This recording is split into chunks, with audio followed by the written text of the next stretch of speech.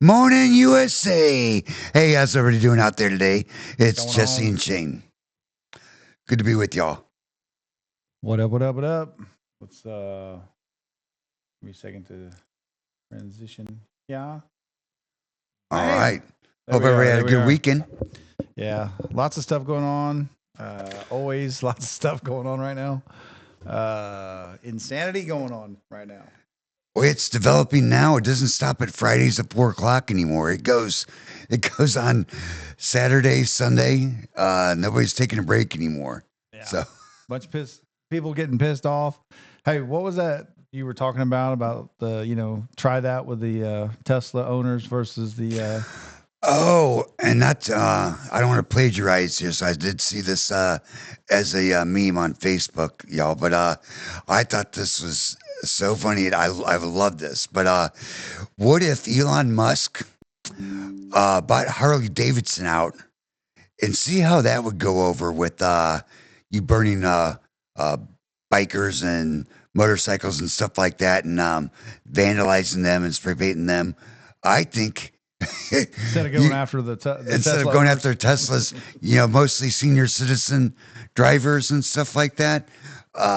Go after the Harley. See where that gets you. Now, I'm not saying Teslas are feminine.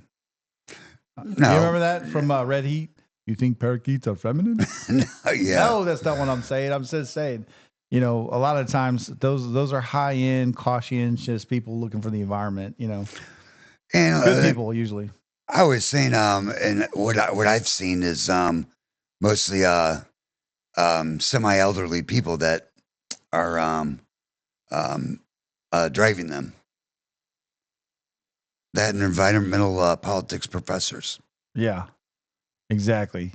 So, some things going on just running around here. So, Social Security, there's a lot of stuff going on.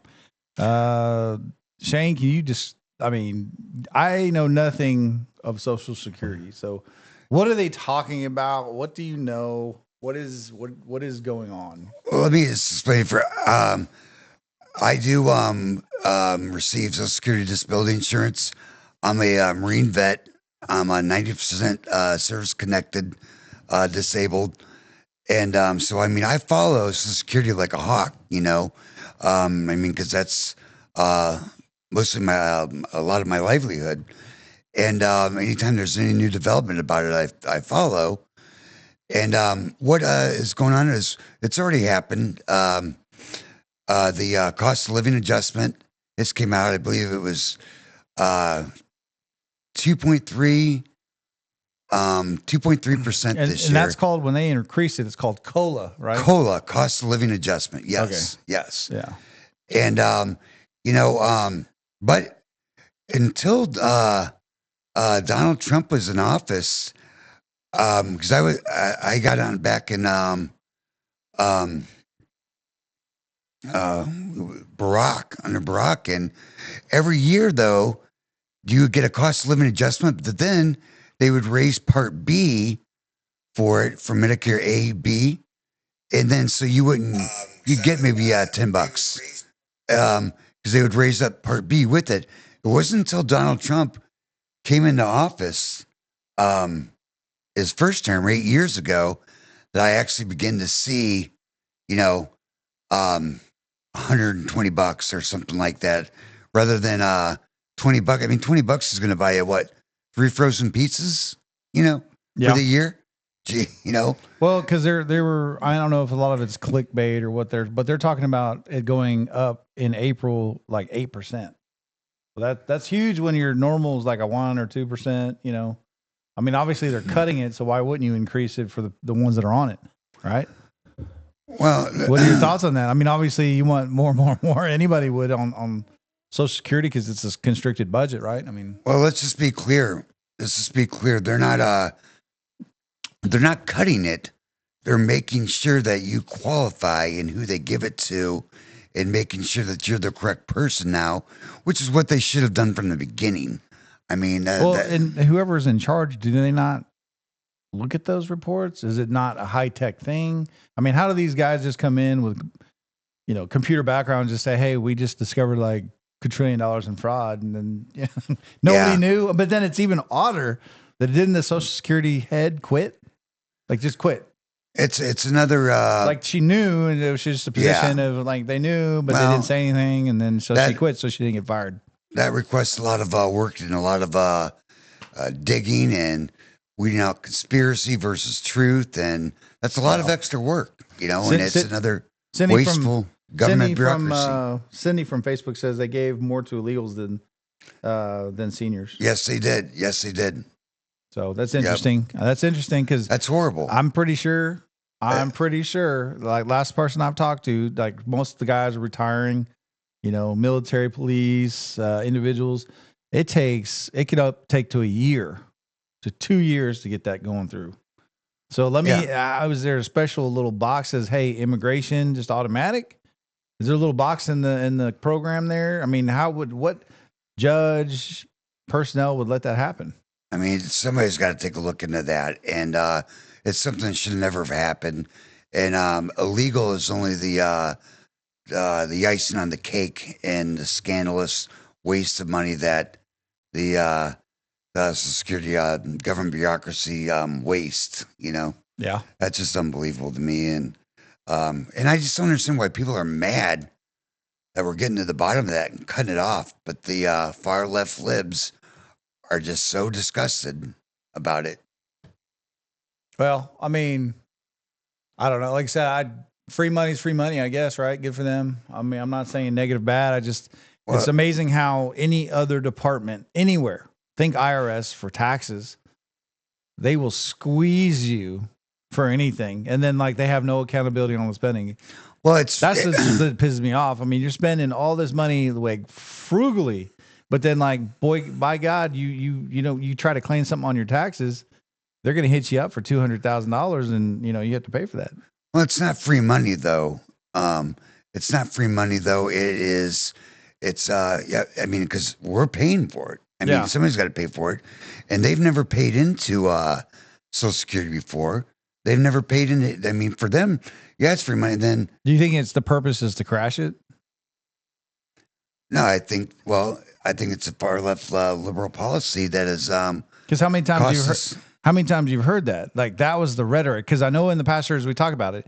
What's the first thing if you want people to go buy a bunch of rifles? You'd say, "Hey, I'm going to take your rifles away." A bunch of attention on TikTok. I'm going to take TikTok away or ban it. Does he have the legal right? And then it brings all this attention to it. Hey, Social Security is going to shut down eventually. How many times you heard that in public? And then it's like, hey, no, it's actually like 90% just frivolous spending, and they didn't even have any accountability. Let me say this though. I just went and re-verified, and I had to have medical reports, conditions, which I have all that, and I had to physically bring into Social Security, and I mean they're making it harder for me to. I mean, I was starting to be. Hey, but you axed. officially had been not diagnosed, but you've officially had a brain injury. I mean, I think that's They wanted to see proof of it, and that's crazy how they're going to crack down on me, but give more, give it just get somebody that's never paid into it. Yeah. I paid into it for 40 years before I got it. Yeah. Well, Well, that's what's crazy. I mean, there's got to be a special program where they just bypass everything because like you said, it takes years to do that. and they make it so they make it very, very hard and make you wait a very long time. Yeah. I'm one of the very lucky ones that got it on my first time. I was right home from the hospital after being in there for 3 months with traumatic brain injury, and I mean thank God they granted me at the first time. But Hey, so just what is the age for not disability Social Security, but what is the age for Social Security? it just raised. I think it's 67 now. That's okay. So if anybody's listening, by God, please cut it to 50. You want to do something for people, cut it back. Stop taking. I mean, you know how many people? I mean, people aren't even living to 67, my man. Like, it's just not, yeah, they say, oh, you can live long. Yeah, but the people aren't eating right. They're not, I mean, it's a fallacy to keep moving that bar to 70. By the time people today are the normal hard workers today, it's going to be 80 years old.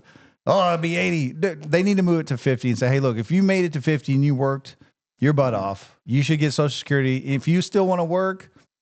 But if not, here's just for being in the system. It's because they were talking about the checks, right? The whole $5,000 given back and stuff like that. Why not intensify people to say, hey, I'm going to move that from 67 to at least 55, right? I mean, normally if someone works 20 years, something like that, but they have the option. Titus, 50, in my opinion, Titus, 50 is still too young. I would say 58 or something like that. If Hey, Romance on Twitch is saying it depends on the age group. So maybe if you were born between this and this, it changes as it goes. So really, our kids, it may be 80, right? So I mean, Come on, man. Just bring it back to where, hey, 50, if you're locked in, you paid into Social Security, you worked your butt off, whatever it is, kind of like the military. You do your time. You go to it doesn't matter what it is, wherever it is that you are, that you work your a lifetime, you should be able to, to have a little bit of comfort at some point. Cause this is the United States, man. Here's an interesting concept. Maybe have it if, instead of having a, age for it, maybe say that you need to, work 25 years paid into it.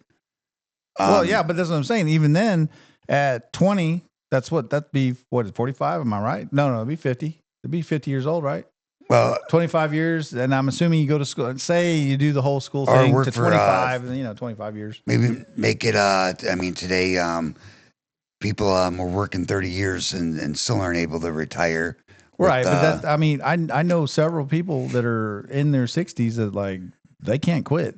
They can never quit. Oh yeah, and it can be bad financial decisions, but at the end of the day, imagine saying, "Hey, if you're a United States citizen, they're talking about all this money and these checks and all this stuff. Yes, give us the checks. I'm not saying that. But what I'm saying is why don't give that comfort to the elderly and say, hey, look, you make it to 50, you make it to 60.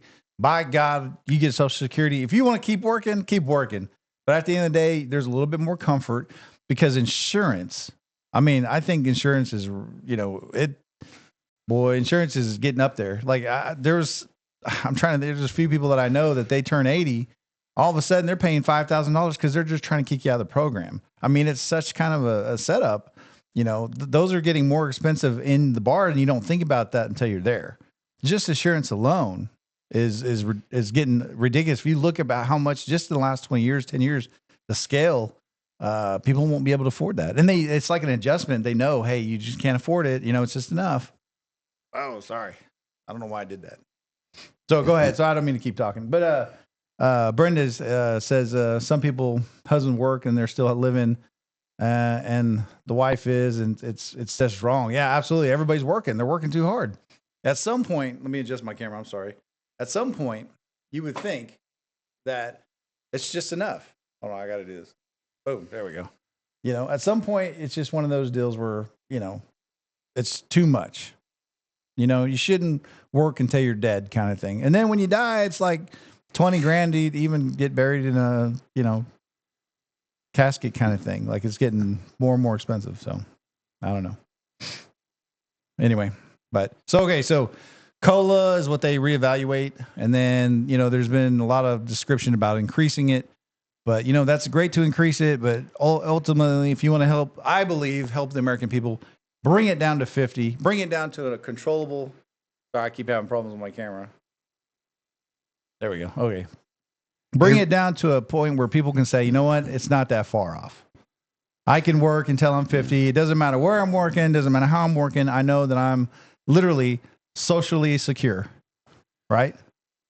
Titus, it wasn't until the first Trump administration, though, that even that I was able to actually get the money that the COLA, cost of living adjustment, was added before, because Part B would just raise their prices and take all but $25 of it, and so I was getting a cost of living adjustment, ended up getting about between 20 and $40, but under the Trump administration, it ended up going up, and they I don't remember what title it was or what section it was that they prohibited Part B from doing that, from taking the entire cost of living adjustment. So Well, the thing is, it's important to know because everybody's going to be there at some point, right? Everybody's going to be in that situation where, hey, because everybody's having a good time, they're working, they're having lives and family, but it's like you start to get up there. Hey, let's not forget,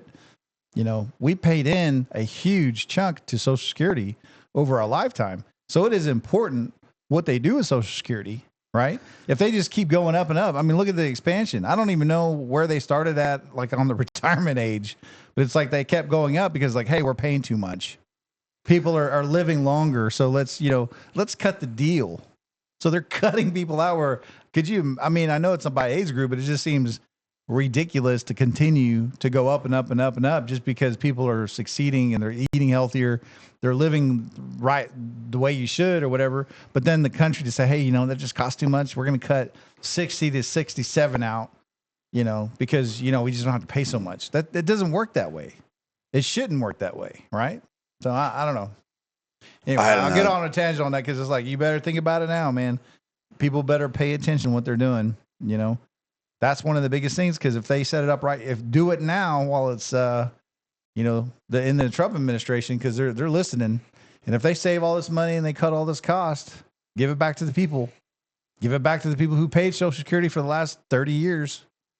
Could you imagine just like, man, I just want to go to retirement. I want to go to retirement. Well, here's the first thing you need to do is cut out the illegals.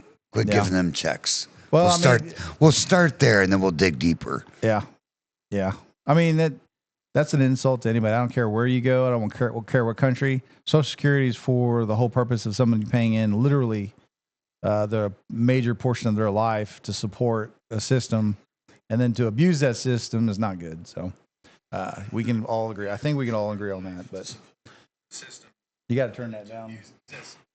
Sorry. No, you're good.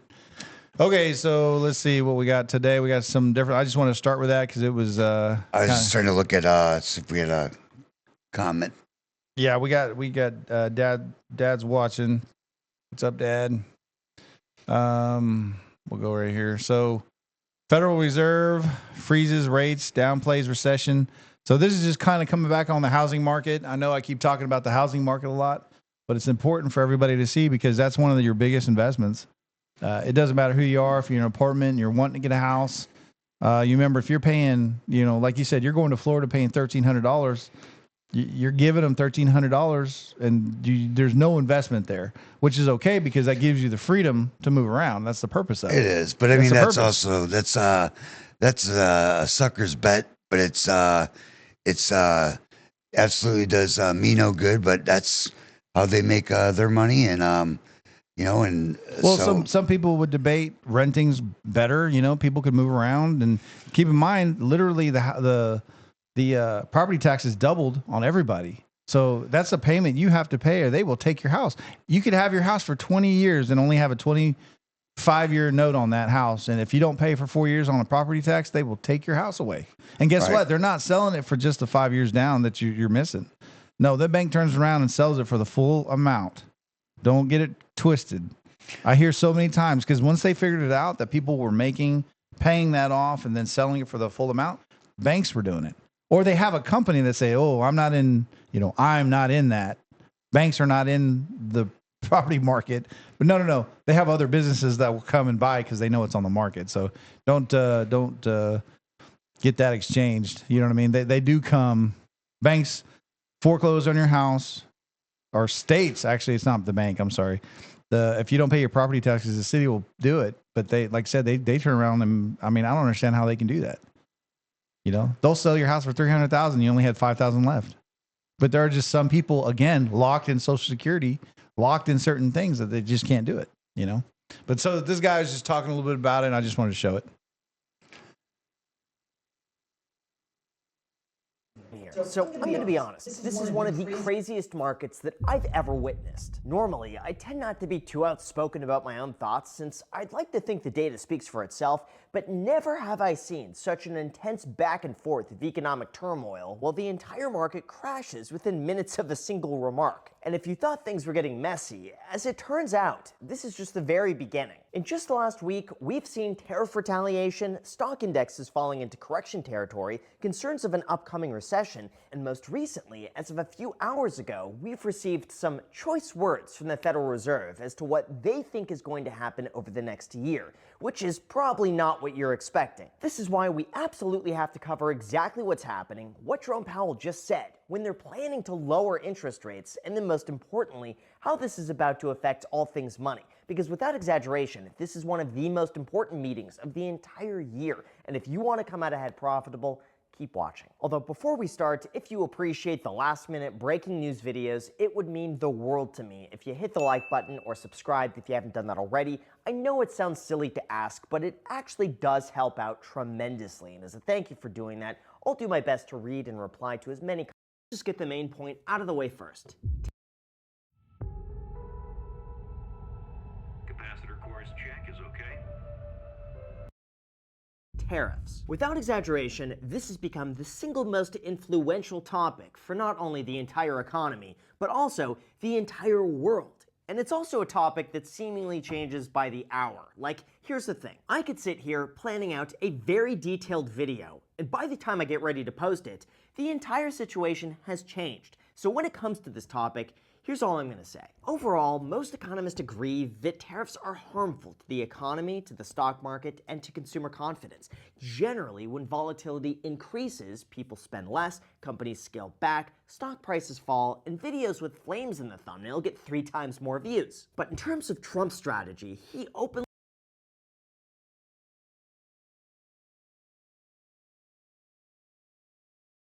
So I was just gonna say here, let it crash, baby. Crash, baby, crash. It has to crash to adjust. I know people talk about this all the time. It's like you want it to crash. The markets have to crash to adjust. Why would I ran about this, but why would you pay $300,000 for a $100,000 house? The landlords are the homeowners or whatever, whoever want to sell them, because there's company out there right now that are buying millions of houses, they're renting them or they're just turning them and they're holding them.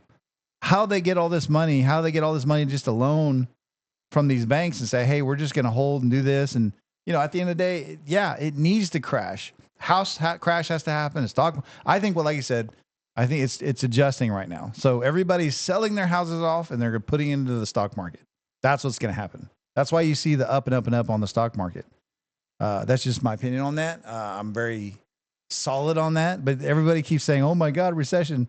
No, it's going to be recession for the landlords, the property owners, because when they have the galls to say, "Hey, this property's worth $200,000 over listing market, right? Over price." Yeah, I sorry you feel bad for you. I don't feel bad for you, man. Sell it for what it's worth, a good competitive price to American families or whoever. It doesn't matter. I don't mean American, just families in general. Don't overprice them. It's ridiculous. So it's going to crash. It's coming. It's kind of like the Florida thing. When I've said this before, when you get up so high, why, dear Lord, come on. It's like saying, hey, I guarantee you this is going to happen. And it happens on the rentals too. Every year they charge an extra $100. Right? Would you agree with that or not? Yep. You're an avid renter because you like to be a free bird, right? You like to be a free bird. You can go anywhere you want to. But it's a strategy. And a lot of people don't know that. It does. Well, the thing is, what I've noticed in my last 3 complexes I moved that I've lived, they do raise it, 70 to either $120 right in that area. Usually average 100 a year, and that's because I think everybody knows this, but they're betting that you'll pay it versus pay to move. You pay to move. moving across town, you're paying another deposit. You're paying electric. I mean, everything. Um, all Yeah. those fees over again, and by the time you get done, open up new accounts, you're different, different locations from where you were, changing everything over. I mean, you've almost made that up in the just in the move. you Yeah, know? I've even seen where they say, "Hey, first month free." Even if you get to pay less than what they're asking for now. Yeah. You know? So just know that anybody out there that rents, okay, you get there like, ooh, this is a good price. 800, 900. It's going to go up 100 every year until you finally get up and move, because that is the inconvenience. They know a lot of people will go, but they're not going to move because I'd rather pay nobody's the going to move. $1,200 Yeah. than have a headache of moving and then the same thing starting all over again. Yeah. And that's what they do. They're going to keep jacking it up until you're like, hey, this is too expensive. Because then who really has the money to drop $500, $600, even $700 to move all your stuff to a different apartment, Immediately. re-sign? I mean, Not over a year, yeah. immediately. And that's what people, they hope and pray that happens to you, I think it was that you don't make the decision. Because people they're not going to look at that. So anybody that rents out there, just know, if you get in an apartment complex, that's one of the disadvantages. Yes, you can move all the way around, but you better expect to get $100 fee every single year. Titus, what I did to kind of sidestep that landmine, which isn't a big one, but I mean, I signed maybe something to look into at different rates and stuff like that, but I got a 15-month lease. So, What do you know why they do that too? because they can keep you paying top dollar for 15 months. Well, instead of- 15 months, but it also puts you in the colder months. Do you ever True. think of that? Yep. Who's going to move Nobody when wants. it's Yeah, nobody wants 30 to move degrees in, outside? December, It's just a thing. January. Yes, it is. February. It is a thing. If you go to a rental and say, hey, we'll give you a little bit off. We'll give you $50 off per month so it lands your contract in December. Who's moving during Christmas? Nobody. It is a strategy.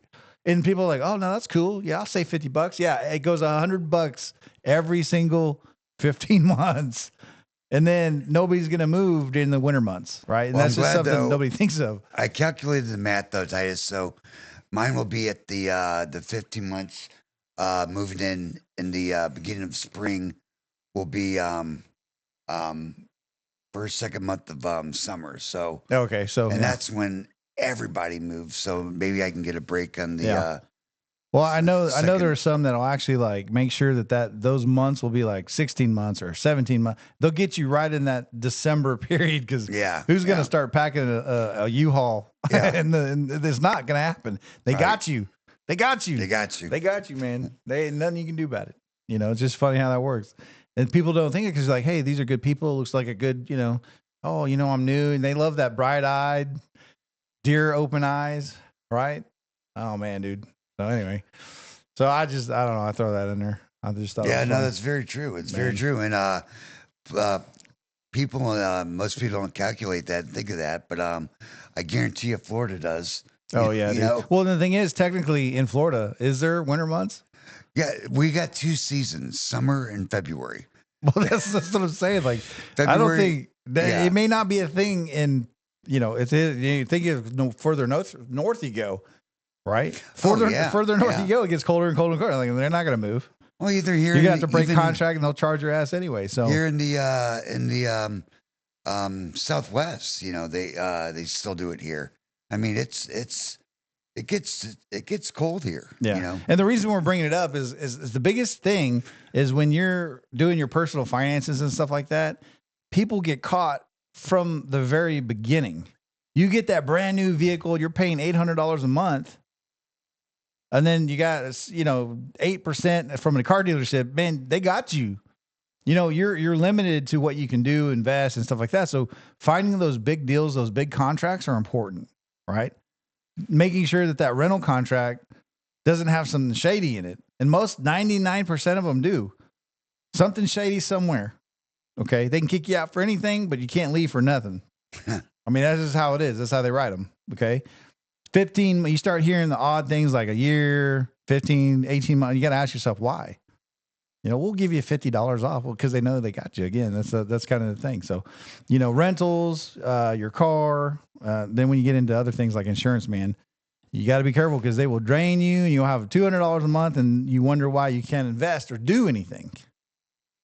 There's just nothing you can do with, I guess technically you could buy Tesla stock for $200, I guess, right? It's like $240. I don't even know. I hadn't looked today because I make fun of Tesla because nothing's changed in the company. Okay. This dude is the most highest manufactured in America. It's manufactured in America, but yet, if you were a Chinese company or a foreign company, they may be funding all this, man, because it's just like destroying their stock, but they're buying the stock just so it jumps up. So anyway, we'll go back on this. We'll get back on this again. Let's see what we got here. Firmly believes that short-term pain is the only path to long-term prosperity. In fact, he recently did an interview warning that consumers should prepare for some short-term turbulence. And if you haven't seen that video yet, here you go. Are you expecting a recession this year? I hate to predict things like that. There is a period of transition because what we're doing is very big. You can't really watch the stock market. If you look at China, they have a 100-year perspective. We have a quarter. Basically, whether you agree or disagree with his methods, it seems as though he's using tariffs as a strong negotiation tactic, knowing that it's going to put more pressure on the other country than it will on the United States. Obviously, this is a high-risk strategy, and if other nations refuse to back down, it could spiral into some rather volatile, severe long-term consequences. But considering how this has played out so far, it's worked, and this seems to be exactly what's going to happen. Trump threatens tariffs to start in 30 days. Other country says they'll retaliate. The market drops. 30 days later, Trump either gives a temporary extension, in which case the market goes up, or Trump follows through with his tariffs and the market goes down. Other country then retaliates with their own tariff. Hey, so this kind of reminds me of the manipulation, right? Remember I told you the rifle manipulation? We're going to take your rifles. Everybody buys rifles. TikTok, everybody's appreciative because he brings it back. The tariffs, you can actually see the stock market going down. When you're a billionaire, 1%, $1 is like massive dollar amounts, positive or negative, right?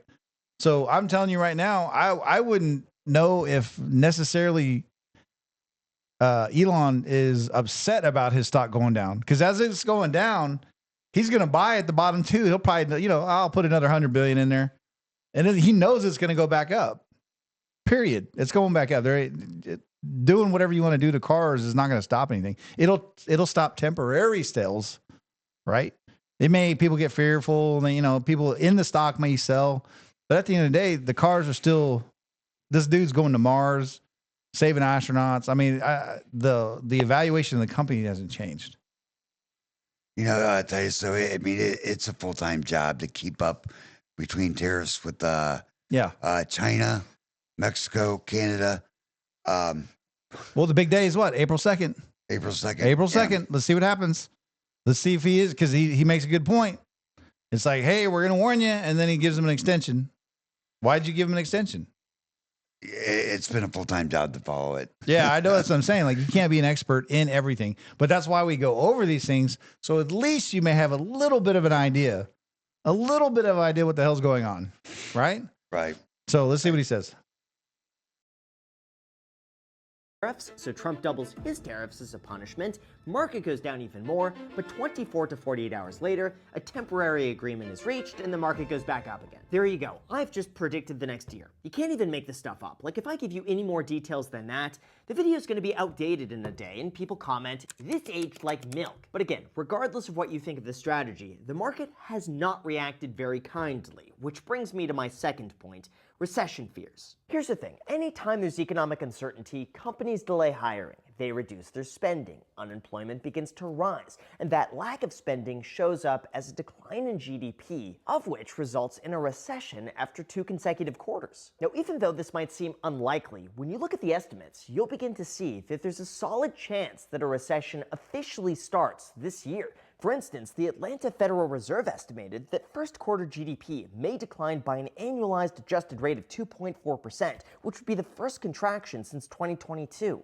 On top of that, JP Morgan put their current recession odds at 40%, owing to extreme U.S. policies. Now, of course, the counter-argument to this is that job growth is still strong. Stocks are still up from where they were a year ago, and abnormally cold weather could be partially responsible for a lack of consumer spending. Although the good news is that if prices do begin to drop, they might soon begin to cut interest rates. And if that happens, you could potentially start making a lot of money, especially when it comes to the stock market. Look, it's no Something I just want to add. Just because it goes down to 2% in interest, do not buy a house. Don't do it. Why would you buy an overpriced house just because it has a good, rate, right? You got to let this sucker crash. We got to go through the process. They got to mop up all the mess is going on, squeeze it out. And by that time, everything will adjust. Homeowners, landlords, they'll say, hey, I guess I have to actually sell it for what it's worth, not, overprice it. So just keep that in mind when you go forward on this. Do not buy and purchase a new house. Don't, even if the interest, now, if you already have one, yeah, refinance. Absolutely. But don't do it. That's what they say. Don't do it, because back in 2020, when it was the lowest, is because we had those 4 years of positive economy. So it'll come back. But again, you have to let the sucker crash. Don't try to pick up a really good overpriced house for a really good interest. You get what I'm saying? It's just not a good deal. So you got any thoughts on that? I did want to say, and I'm super anxious, and I didn't get to listen to it this morning, but this weekend there have been I don't have any thoughts on that. That's your area of expertise, but I'd like to talk, see what Chuck Schumer's latest is. I guess now him and of all people Pelosi are in a war of words. Yeah, and the Democrats are calling for his resignation, and he's saying I will never step down. And so I'd kind of like to. Well, is that a thing with that just hit Saturday, and then kind of went on through Sunday, and that was the first thing, the first article that I was seeing this morning. Although I didn't have time to listen to all this morning, but so I mean, there's been some developments there. I mean, let's see. I'm trying to pull it up now. We'll see if we can find. Yeah, something. it was Pelosi, him and Pelosi, who were, I mean, they're on the buddy system really, and then I guess they're, which they're at each other's throats now, which is like we said a few days ago. They're starting to turn on. Last week they're starting to turn on each other now, which is spectacular. Well, maybe they're just pointing the finger, trying to. And the thing is, they're going to eat each other out when there's nothing left. The blame game is going around the they're just blaming each Democratic other. Party. And when they just need to be strong and just Yeah. Let's see here. Nancy Pelosi criticizes Chuck Schumer for caving to Trump in shutdown. Yeah, but nobody wants to be that asshole either, right? Nobody wants to be that guy. Yeah, because then they'll eat him alive. That's one of them. Then he's they've kind of been exchanging hit and runs. Let's see. There was no leverage. Democrats could. Schumer's quite a few lessons before fight. See, it's talking about more of the funding deal. It's not really. Here's the article with Pelosi. That was the major disagreement. Was the funding bill? That was the major beef. Yeah, but if he didn't do that, they'd have ate his lunch anyway, dude. And if they want him gone, then exactly that. You criticize him for what would have put the nail in the coffin. Right. He's saying he absolutely will not step down, and he doesn't care who calls for it. And I mean, yeah, well, just because someone says, "Hey, we don't like you," right? Rip Democrats. if you notice the similarity, remember Joe Biden said, "I absolutely will not step down," and stuff. I'd like to see the same outcome Yeah. with Yeah. this. Here's with Schumer. one from Fox, but it says so depressing. So I'm assuming, but it's a month ago. I don't know if that's not current. What are you talking about, Chuck? Democrats dismiss Schumer. That's 4 days ago. Yeah, well, this all started on Thursday and Friday, so I mean, this is when This is on the question of what are the Democrats doing? How are they talking about this to the American people? Here's what Chuck Schumer said in his interview on The View. I just wanted you to listen to this. The Republican Party is a different kettle of fish than it used to be, and that's why we're fighting them so hard. They are controlled by a small group of wealthy, greedy people.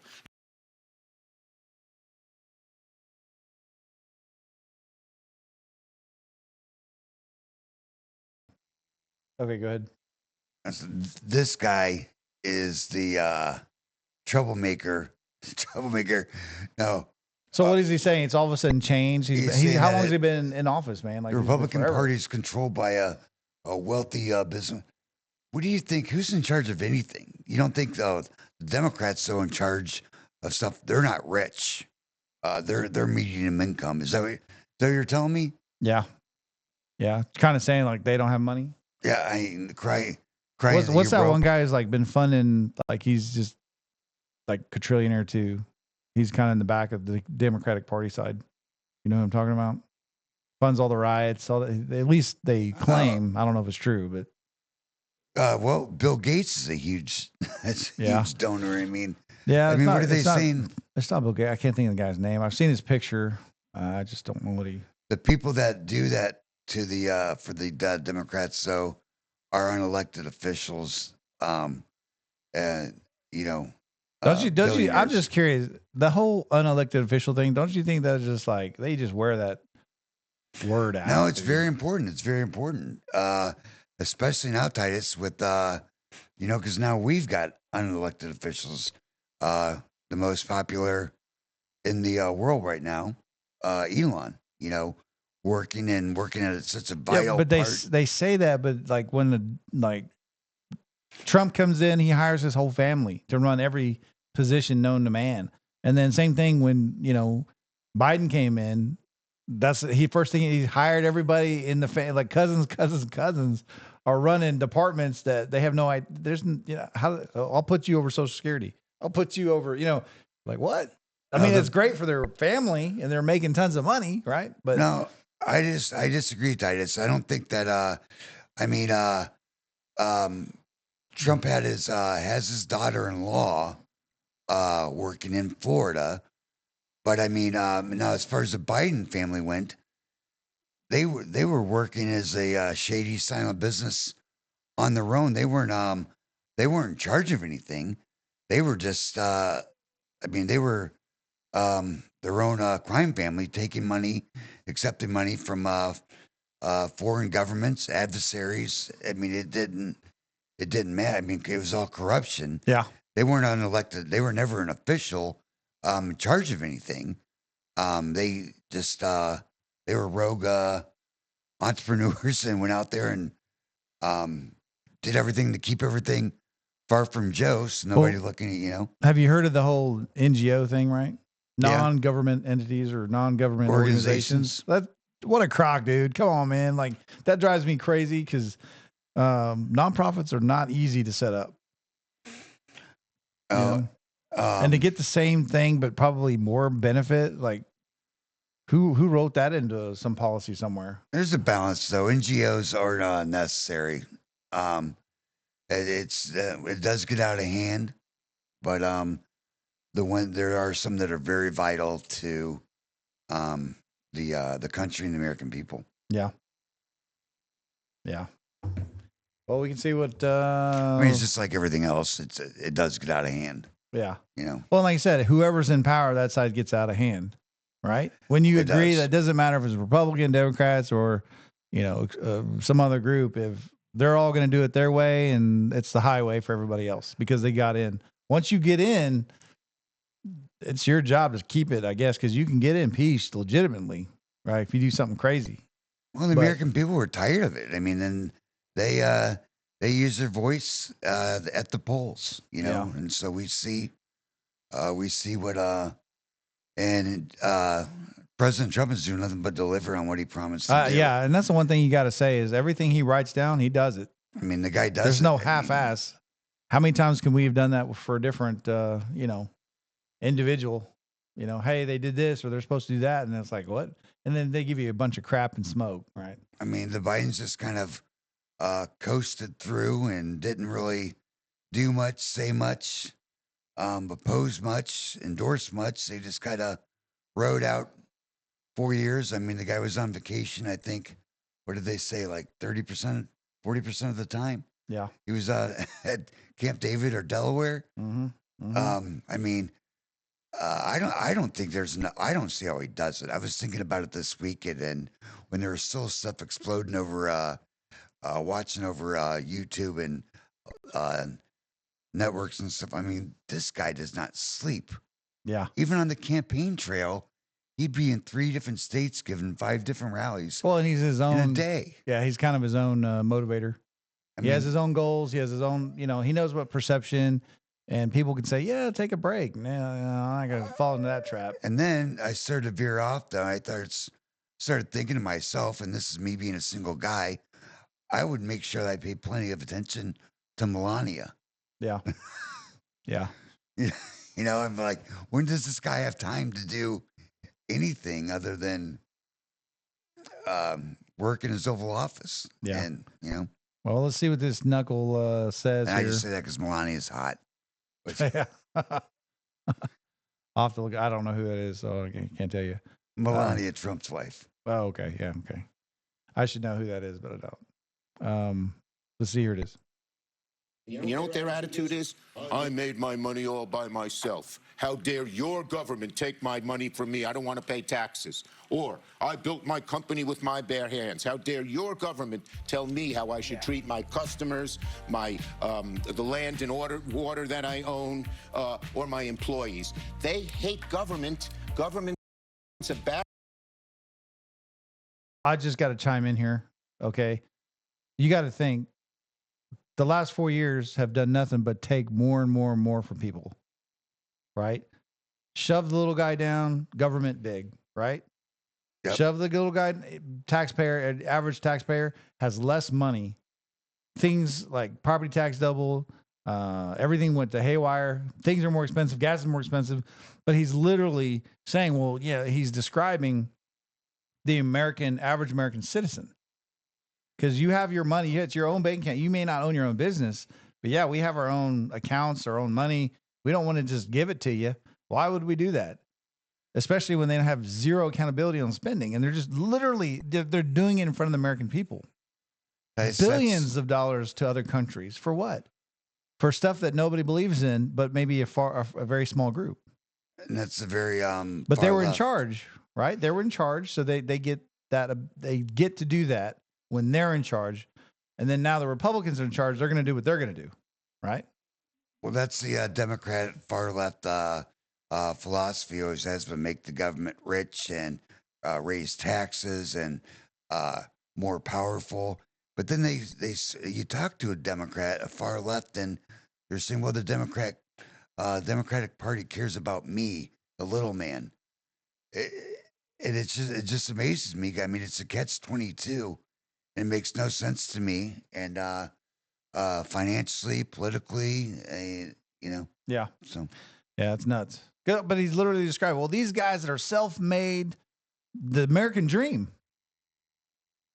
They're literally describing the American dream. These guys, these people, them, the rich, the ones who've actually succeeded in the American dream, they don't like those people.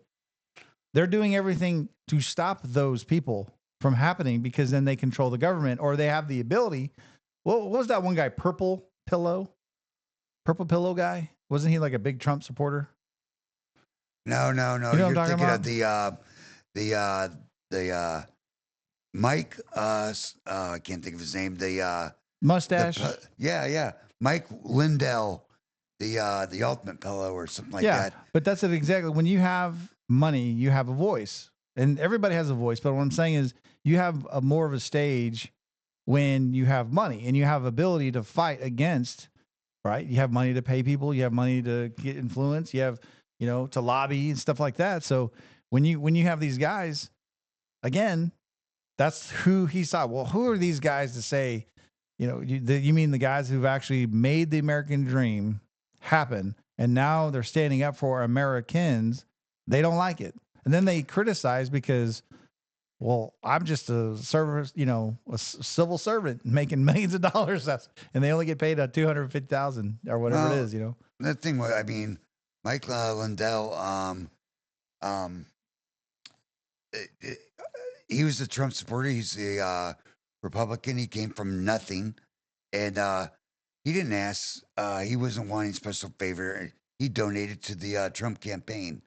That was, Then all of a sudden he was under investigation, just due to, and he lost millions of dollars because the left just pasted him as a hate item. But isn't that what happened when My they pillow. That's weaponized was Mike Lindell. pillow? My pillow. Yeah, it was like a purple pillow, though, wasn't it? No, That was his no, thing? it was just a pillow that like conformed to Head. your neck and your back, and No.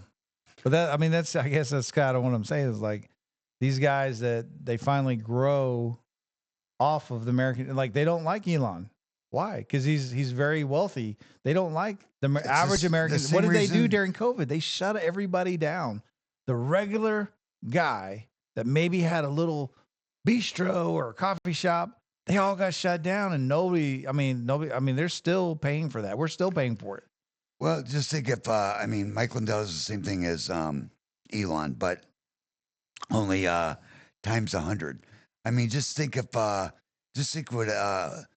what praise and what they would be giving Elon medals right now, and stuff like that for rescuing astronauts, and what kind of praise they would be giving him if he had endorsed a political party.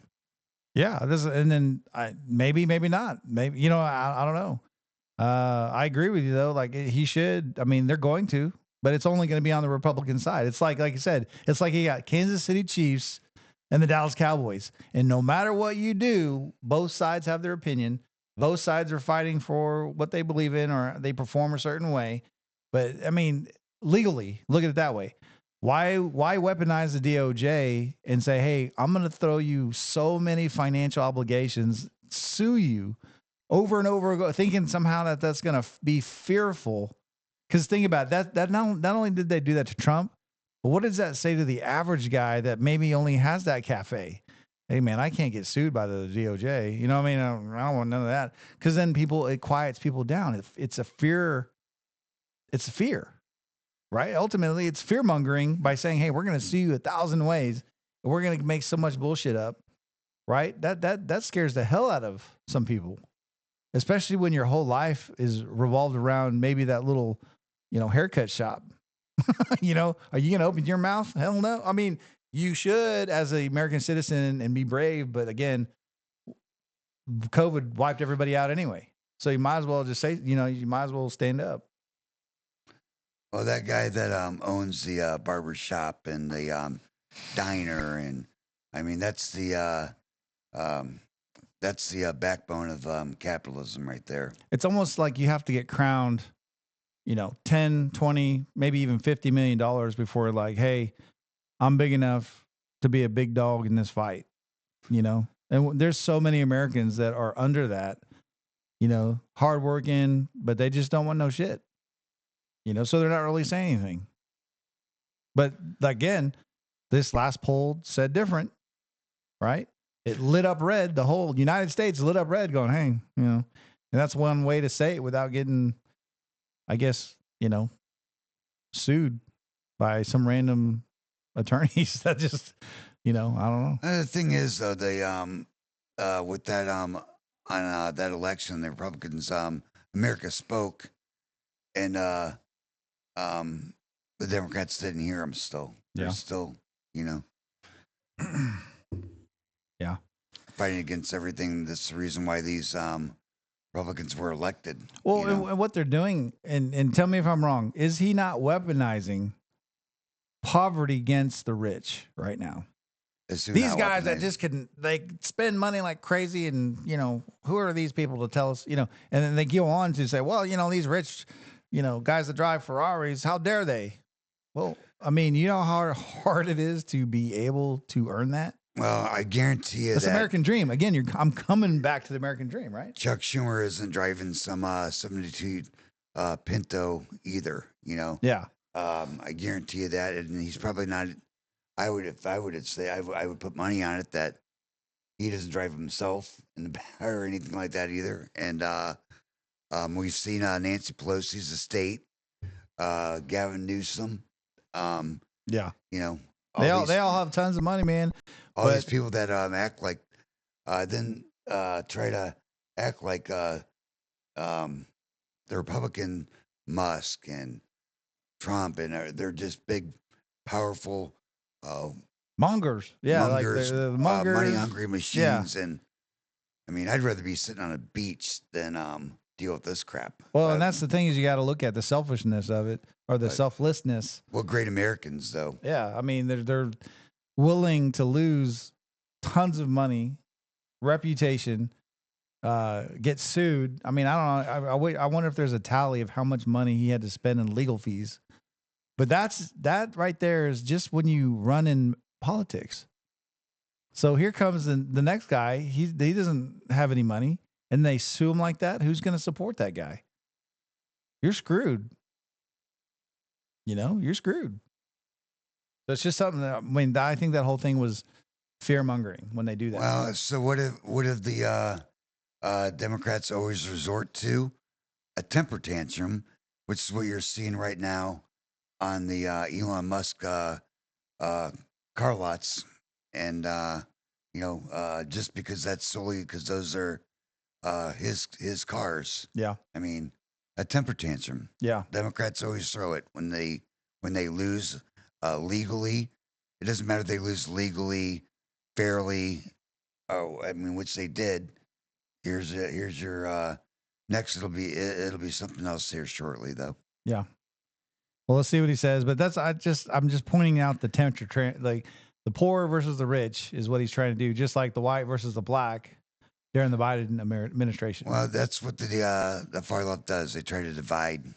I mean, try to if stir. and if all fails, then it's going to be Russia against the United States. Watch, or the bird flu. Or it'll be something else that they're just trying to scare the shit out of people. Scare the shit out of people. So let's see what he says. Barrier to people, a barrier to stop them from doing things. They want to destroy it. Government that's is not our playoff music. that's government his, is a but- barrier to creativity and ingenuity as a business owner. And yes, I want to pay less taxes so that I can hire more people, so that I can be more creative running my business. I mean, is and that- government does not make that easy. Yeah, Abby. to your point, I mean, is that really the right pitch for the moment? I mean, Okay. He's not getting anything right now. Like, this might be a moment of rare bipartisan agreement. Chuck Schumer can go. Like, he needs to go sit down with Gen Pop at this point. Yeah, he's not getting anything right. He's not talking to the American people. He could take that little voice and say, we're beating them. Doing what? By voting with them? What are you talking about, Chuck? I'm over him right now. I'm over him. It's awesome. Hey, is CNN left or right or Republican, Democrat? Do you know? I don't know. Oh yeah, no. CNN is the biggest furthest left that you can get. They're right there with MSNBC. No, CNN is famous for their completely left wing. That's the Joe Behar and that's all the View and Whoopi and all them. So that's if they're saying something bad about him, that's their source of information. That's their yeah. source of facts coming from CNN and them. And yeah, no. Well, and you hear Kevin O'Reilly, man, huge. He was an internet mogul. I think he sold security systems and like made $1 million, billion, not a million. Shark Tank, stuff like that. So I'm curious to see because he's very Republican. He very much. Well, he's very Republican. He's very much behind Trump and his Yeah. ideas. So him and being his- on the show is interesting if it's CNN. Well, yeah, they're gonna try to attack him, get him, outnumber him. Like that's what they do for CNN interviews, you Yeah. know. And I mean, and Trump and stuff like that hasn't shied away from that, and he went on there and went under. You know, they had a CNN anchor woman, even doing interviewing him, doing the debate. I mean, Yeah. I mean, it was just. Do you think that everybody's like dumping the Democratic mentality? Like they're trying to divide now. They're trying to say, I got to get this away from me so I can like be successful instead of being shut down. I Because think the you know what I'm election saying? spoke. Like the whole Democrats, like, why would you go after this mentality? We better start finding new material because obviously nobody agrees with you, I think that the which is election natural in spoke. survival, right? Natural. Yeah. Right. Natural. Sorry. But go I ahead. mean, it's you know, it's I like to say that Billy Fox is fair and balanced, and I believe that. But I mean, CNN, Well, you don't have a chance. Jesse Walters is not fair. He's not fair and balanced. That dude is Republican. I mean, like I I said, love him though because he doesn't say this stuff that isn't factual though. yeah, no, and don't get me wrong. I love Fox. I'm personally a Republican, but it's just trying to look at both sides because you always want to hear a reasonable argument, right? It's like sometimes it's like, okay, what am I missing here? Well, What am I missing here? Give me take out the male versus female, take out the the different sexes, he them all that stuff. I just give me okay, what else?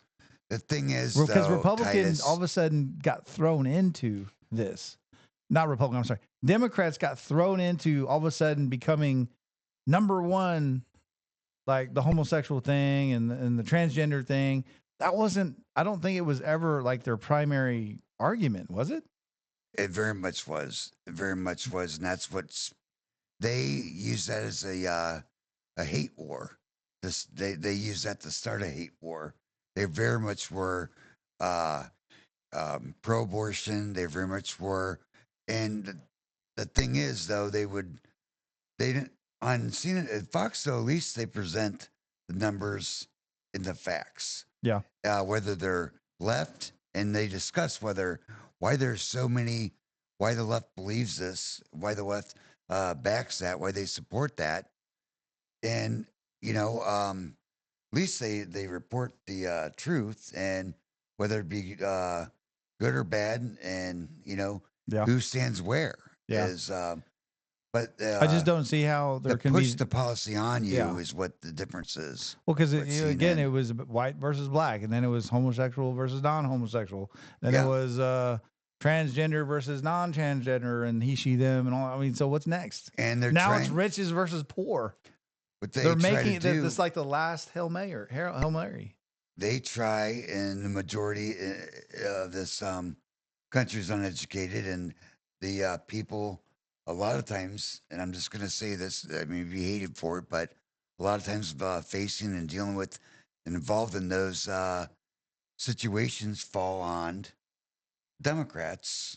I mean, and that's what they are experiencing, transgender and stuff like that. Yeah. And I'm just going to say it. It's an uneducated point of view. Yeah. Well, I will say this: for as little as the state lit up blue, they sure got a hell of a lot done in 4 years.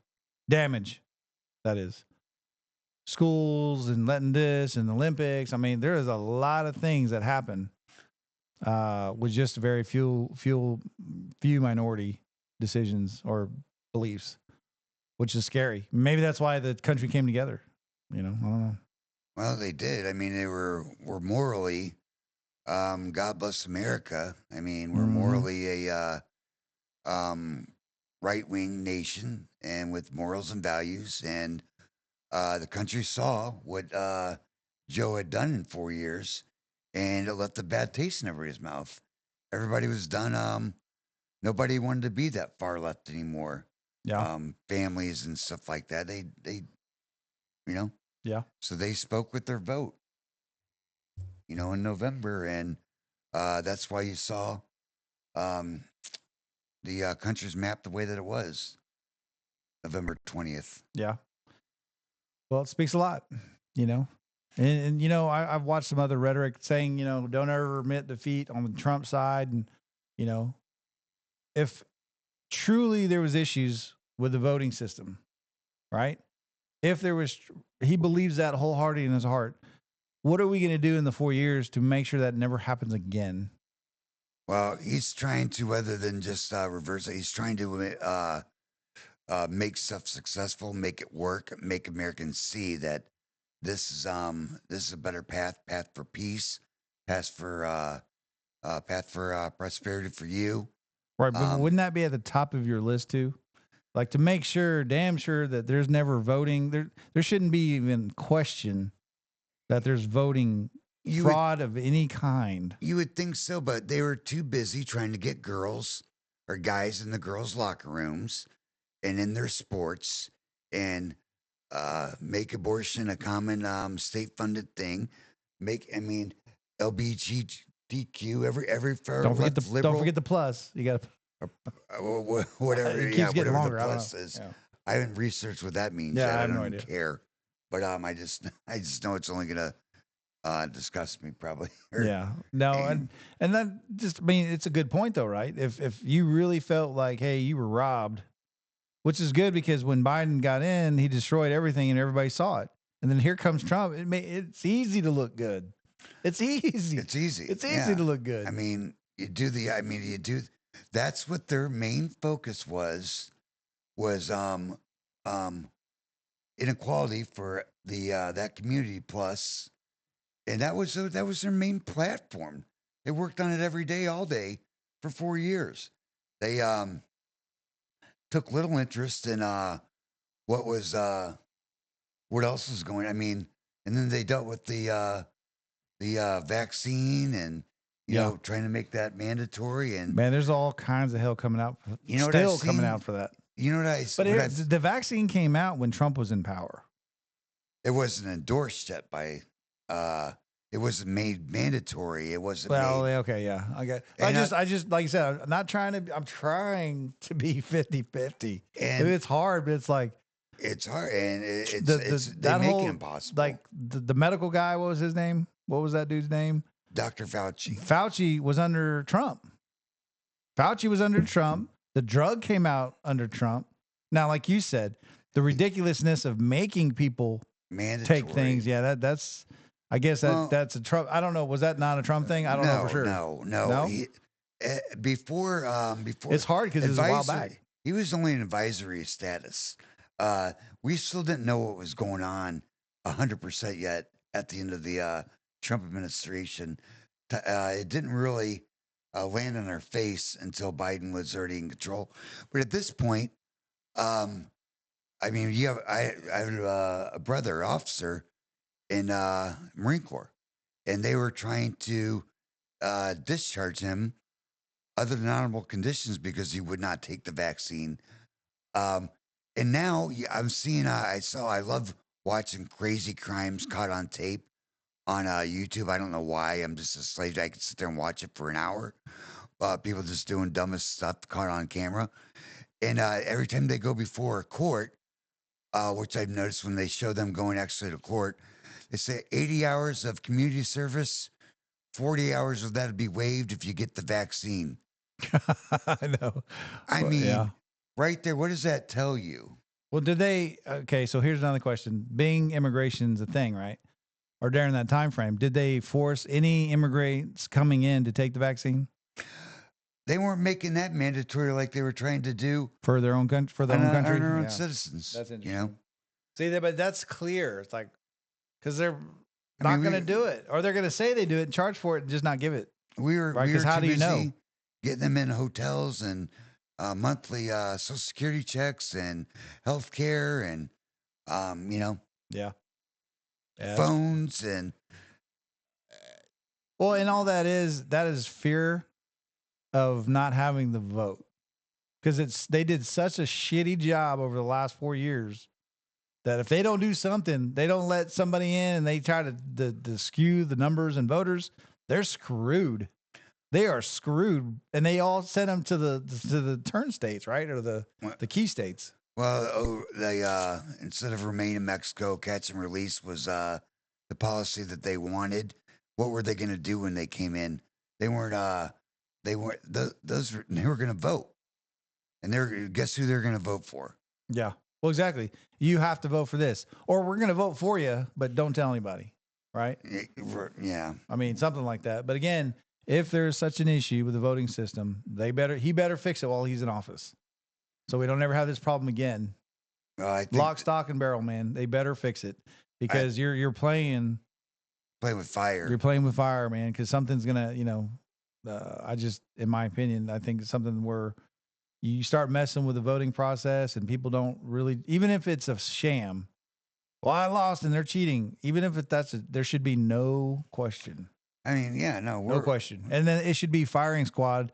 If anybody ever found tampering, it should be immediate death penalty. Anybody tampering with the voting system to promote or try to skew the numbers. That's like they better do something because it should be one of the most valuable things the United States citizen can have is to vote. Titus, let me tell you this, and this is, let me know if you agree or not. I think that in 9 more months of lying, hiding, biting, we would be 9 more months. He would have had by September. This country would have looked like Honduras. Well, but I think that's the purpose. And that was the goal for some reason. Yeah, that's the goal because as you see it, you're not trying to break the system. You're just trying to drag it in the mud. So then a Republican comes around and gets it out of the mud. But everybody gets super rich during this process, right? Because it's coming back as long as you don't break it. Play with it. Yeah, it should be. Don't break the toy. But how do you think they're making so much money on the upper leadership? They see it coming. Yeah, the one side drags it, the other one gets out of trouble. One side drags it down. It's a financial thing. I mean, the ex-president himself, his own family got pardoned, and that is sketchy as hell. They knew what they did. Yeah, they're talking about the auto signature. I mean, that was a Clinton-esque move across. If you ever seen one. So. Yeah. Well, we can see what CNN says. Let's see what their opinion is here.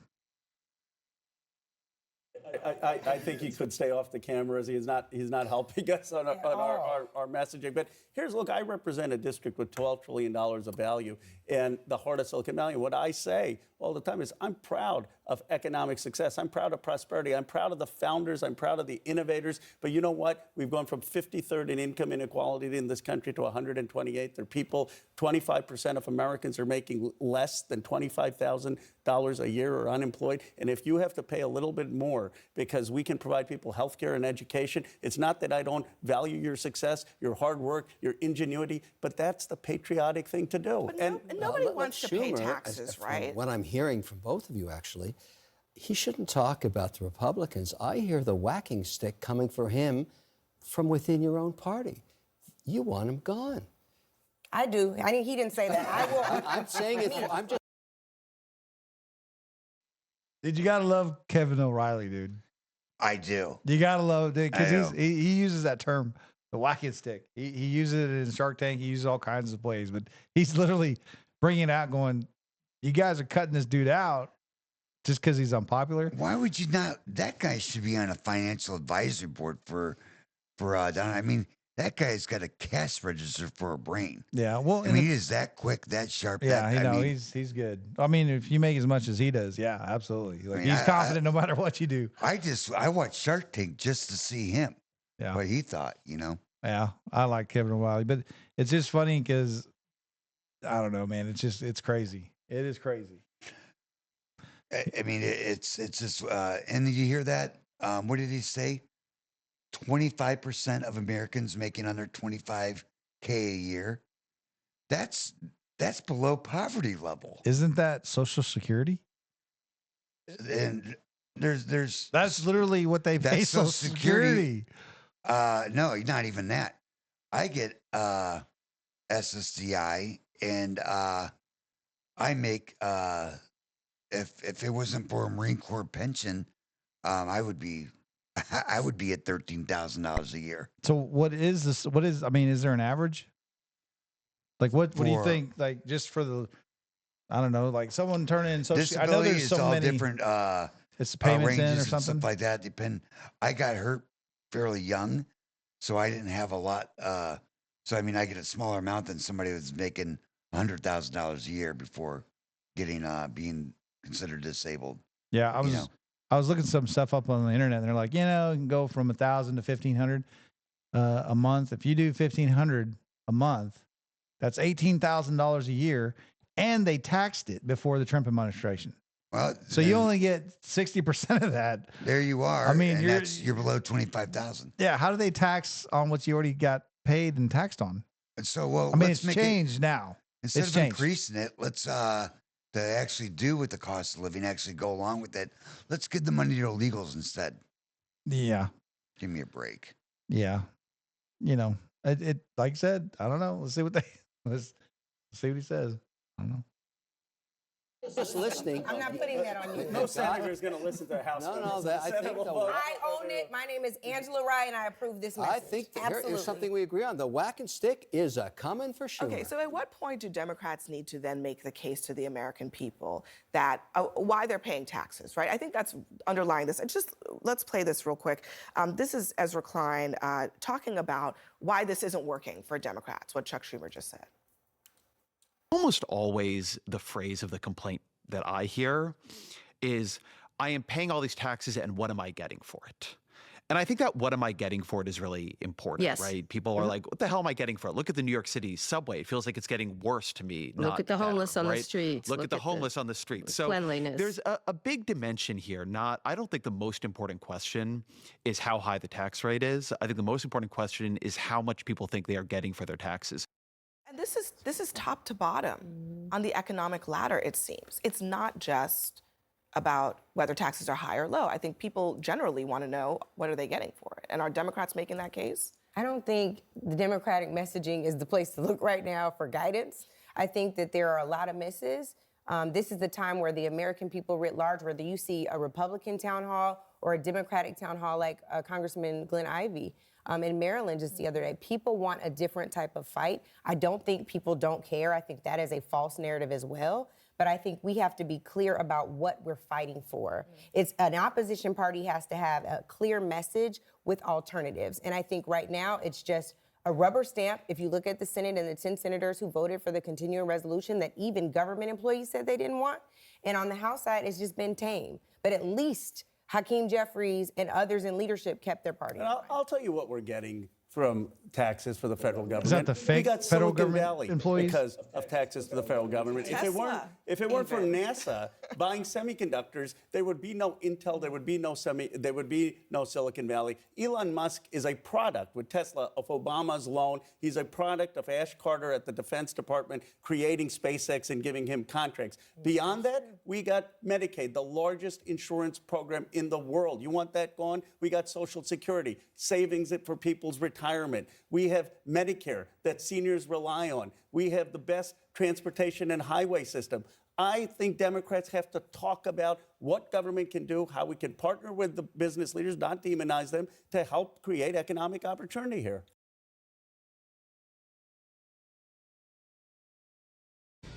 You know what he should do? There you go. That was completely, the Democrats wanted. I mean, that's their party ideal: raise taxes, and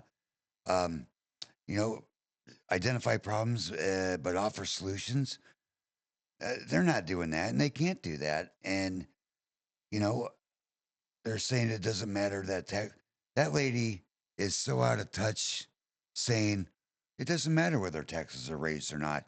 What matters is what you're getting for your tax. That is not true to the 25% of Americans making under $25,000. Yeah.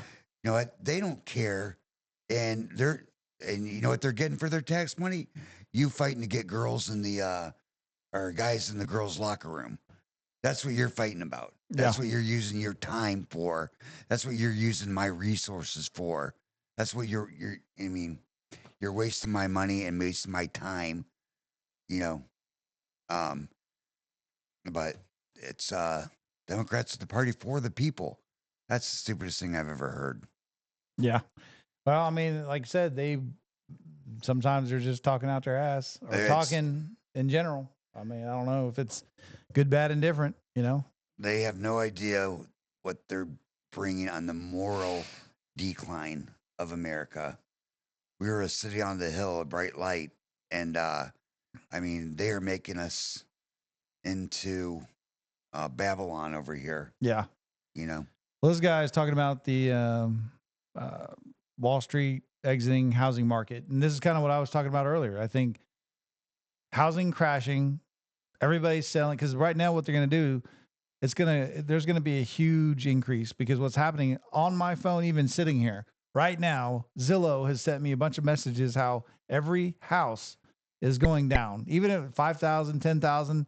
Like my phone's just blown up because right now they're going, hey, if we're going to be like holding the bag, you know, everybody's trying to sell an overpriced house or property right now, but they're going to be holding the bag if their goal is to sell it to do something else, right? That's their strategies to sell, buy, you know. Titus, let me throw this in there. I was looking at the complex that I used to live in Florida. You know, where I mean, I started paying $750, went to $850, before I got. What year was that? And that was what was the original start? 8 years ago, or so it'd be 8 years. I lived it for 3 years, so it'd be 11 years ago. Okay. So 11 years ago was $750. So then $850. Yeah. Then when it got to be $950, I hadn't established my my pension and stuff like that with the Marine Corps yet. So at $1050, getting $1,100 a month, I couldn't afford it no more. I moved. Yeah. I looked it up 6 months ago. I'm sorry, about 9 months ago, and it was $2,150.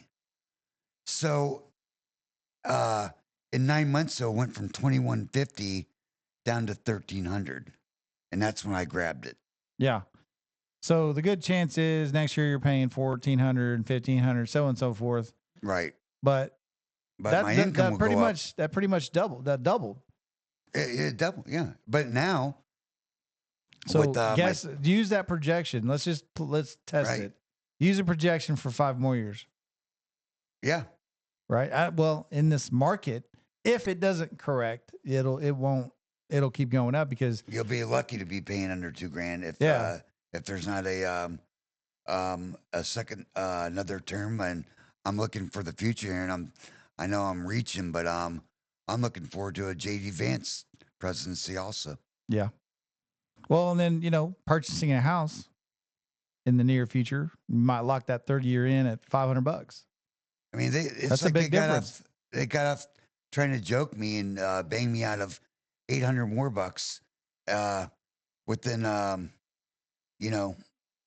within election data, 6 weeks in office. It went down. I mean, may even be going down further. I don't know. I got on it when it was at 1,300 because I saw what it was 9 months ago. Yeah. Yeah. That makes any sense. Yeah, that does. It does. Okay, let's see what let's see what this dude says. Homes across the U.S. housing market, and in many cases, they're doing it as much as 20% below market value. Because this is the house behind me being sold by Invitation Homes, the largest landlord in America. It's a 4-bed, 3-bath listed on the market for $245,000. Now that's only $109 a foot, a massive 18% discount to market value.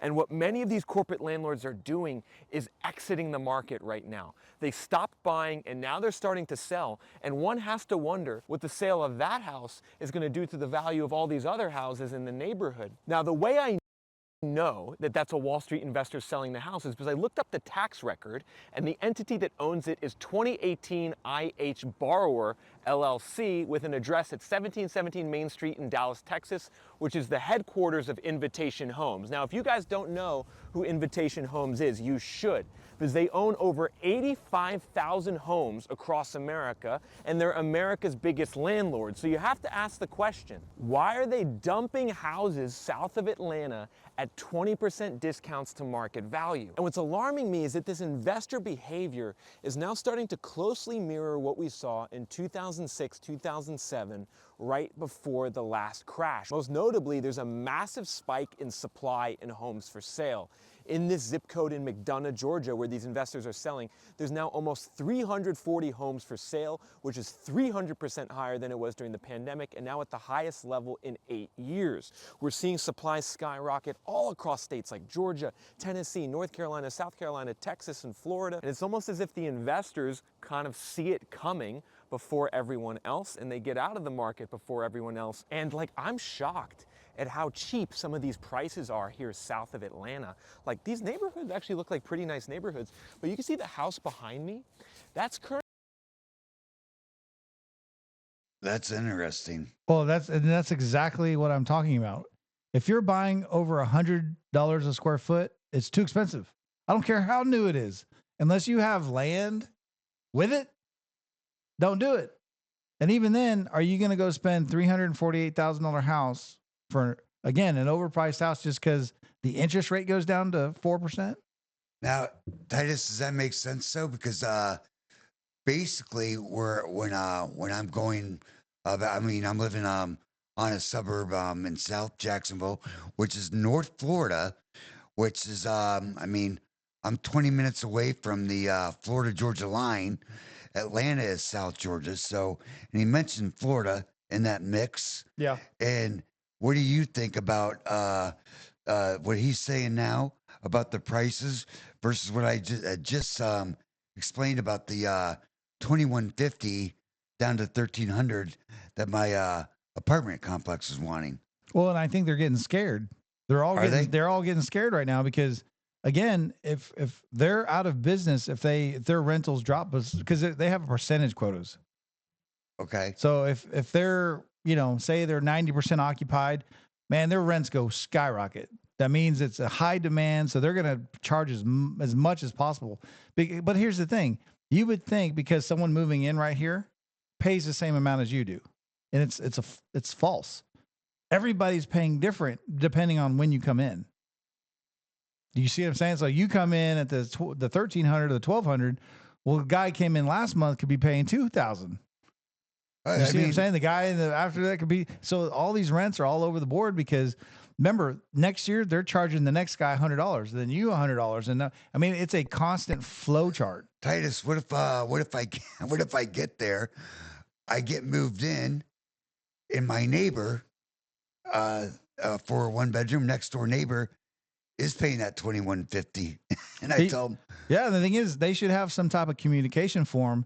Because I think they would have a riot at the dadgum apartment complex when they realize it is so unjust. Well, I call because you think, right? Hey, I'm just an average Joe. I'm going to pay this. Well, how does that guy? Because nobody talks. We had the same square footage apartment. We're neighbors, for God's sake. Yeah, because they don't want it's the same thing with income. They don't want anybody talking about how much they make. So if nobody talks about how much they pay either. If he had been there, Titus, though, and I saw 9 months ago, and I'm leaving in about a week. So it'd been 9 months ago that he would still be under that 2150 lease, right? Yeah. That was only 9 months ago if he signed a year lease. And I come in, and I'm going to blab to everybody because I want to know what they're paying too. I'm paying $1,300. The similar thing just happened to me with AT&T about 2 weeks ago. I'm getting these great emails about getting an iPhone 16, trade in your phone, and we'll give it to you free. Sign a 3-year contract with us. Well, I did that, and now they're offering that. I did that 6 years ago. Now they're offering that detail or that benefit, that incentive, and they're offering it at $30 less than what I pay. Yep. Well, I'm glad you brought that up because it's something that I noticed, and most people probably could relate. on just internet, AT&T, doesn't matter who provides to a home or your apartment. You'll get in there and say, first month free, $50 for 1 gigabyte. Then you go in there and say, if you already have a contract and you're saying, hey, I really want 1 gigabyte. Can I get, I see it for 50. Well, you're not a new member, sir. You're not a new member. So we're, you know what she quoted me? $700. $700 to have I think it was like 5 gigabyte or something like that. But Right. I mean, it was ridiculous. Like there's obviously they act like they don't know what their own company is offering currently. They don't. They Like, well, I they don't do, know. but You they gotta, act like and yeah. they say, send me a picture. What do you mean send you a picture? You I'm work for AT&T or you work for, I'm reading the ad to you right now. well, I don't believe, because they're literally car dealers. They're nothing against car dealerships. They're used, dirty car dealerships. No, there is something. No, they are the used car salesmen. I'm not going to ask for forgiveness saying this. Man, they dude. are the used car salesmen of them and the cable company. Now, not far behind is the electric. I notice here in this state, every 6 months they go to the board for a increase in your electric prices. Every 6 months, and they get approved. It began with the pandemic when they said that we need to buy more energy, so your prices are going to go up. So I called them and I said, "So you're using my money to purchase more energy, And charge then me you're going more." to sell it back to me for more." Boy, that's good. What a great business plan. Yeah. Hey, for them it And- is. For them it is. I called the commissions and ethics department of the state and complained, and they said, "Okay, well, we'll note your complaint." I called, and this is how nuts they are. I called the Axle Power Company, and some lady. This is a year ago. This is 2 increases ago, and the lady said, "Well, sir, I've been here for 6 years, and I've never seen an increase in price yet." Yeah. I mean, just straight. Yeah. And it's, I and want to that's reach another through the thing. phone. That's another thing. When it comes to stuff like power, you have no choice. And then And it's illegal to go off the grid. They made it illegal to go off the grid. And I told them this, Titus. They have no competition. You cannot get service anywhere else other than this one power company. You cannot get service anywhere else. Yeah. Any other company, none. Right. Zero. So isn't that a monopoly? Monopoly, exactly.